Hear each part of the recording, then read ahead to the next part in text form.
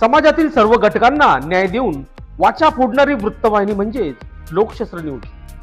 या लोकशास्त्र न्यूजच्या प्रथम वर्धापन दिनास कोटी कोटी शुभेच्छा.